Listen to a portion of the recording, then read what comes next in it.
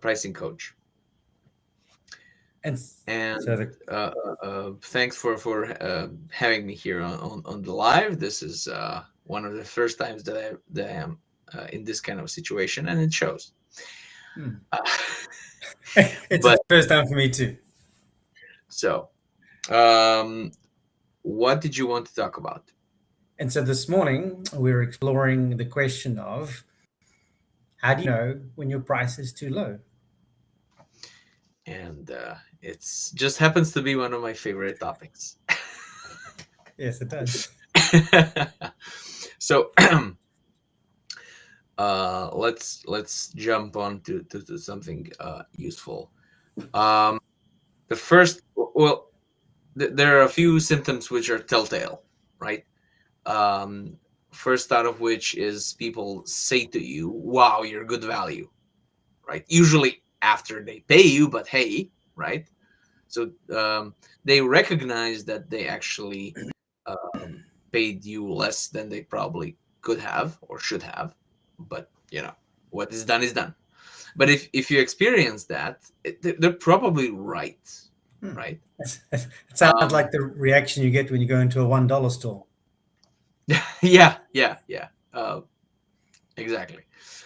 Um, so then you can look at a very simple KPI, and you don't have to start screaming.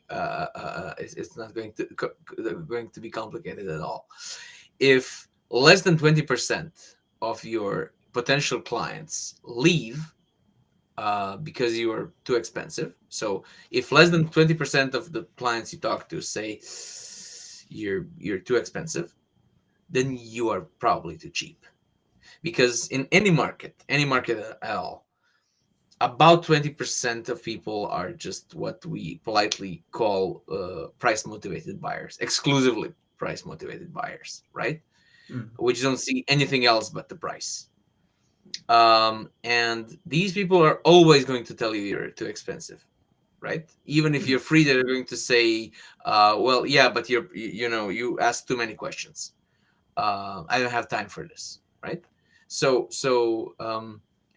if you are having less than 20% of that kind of experience, that means there's still that some cheapskates are still very happy with your price, and you'd want your clients to be happy with your price, but not all of them. You can never please everybody, right? Hmm. So if less than 20% of people are walking away because of your price, you're too cheap. So that's So, symptom so, number two. so that's one out Go of on. five, right? One out of five prospect conversations that you Yeah, have. yeah, yeah. If you want to, if you want it to be simpler, if Yeah, for some reason, yes, 1 out of 5. yeah, yeah, yeah. Well, it's a way of tracking it, right? If you've got your list No, no, of prospects you're talking to and you work out your close rate. Yeah. it's a much better it's a much better way of saying it. Thank you. Um, so another simple test that you can make is um, when you're talking to somebody about your price and not writing an email, which is unfortunately a very popular way of presenting your price, which does you no favors. Um, so when you talk about your price and you say it out loud, and the other side says, "Okay, done," in like less than 2 seconds, um, that means that they subconsciously hurried up to take the deal because it was so good, right? Mm. So in their head, they were saying like, "Those don't say over 2,000, don't say over 2,000, don't say over 2,000." You say 300, done, Yeah. right? Yeah. Um, if that happens, you could have charged more. It's too late now. This one you can't repair, but you Yes. can see the similar situation next time and be more prepared next time. Mm. Um, Why say when you were talking about that in terms of sending your price via email, that does you mhm. no favors? I think I know what the answer is to that, but um, well, what would you say it was the answer to that? well, two things. One, when you say it, you can see the person's reaction. Whereas when you send an email, you have no idea. And the other is that if you're so embarrassed about your price that you can't talk about it and you have to put it in writing, that indicates something about your authenticity and how much you And feel your confident. price is worth. Yeah. Look, my price is $100. Oh, okay. Wow. Yeah. You must be worth $100 then. For sure. So yes, it's for me, it's about initiative, right?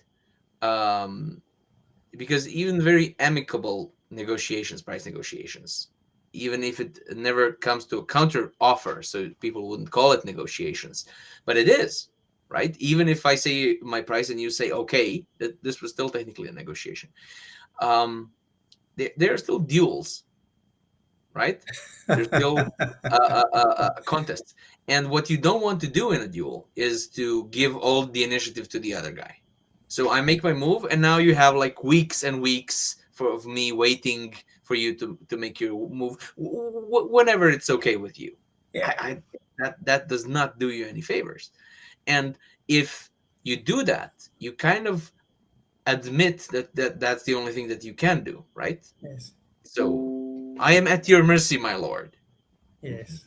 No, you're not, Yeah. right? But Um, not if you're confident in your price. not if you're confidence is crucial because uh, we're I'm talking to expert service providers just like you, and what we do as expert service providers is that we patch up their level of confidence. So my back hurts a little. Yeah, it's probably nothing. My confidence is high that I just sat wrong, right? I'm sitting too much. I should probably start exercising. If I can't get out of bed one morning because my back hurts so much, I'm going straight to an expert, Yes.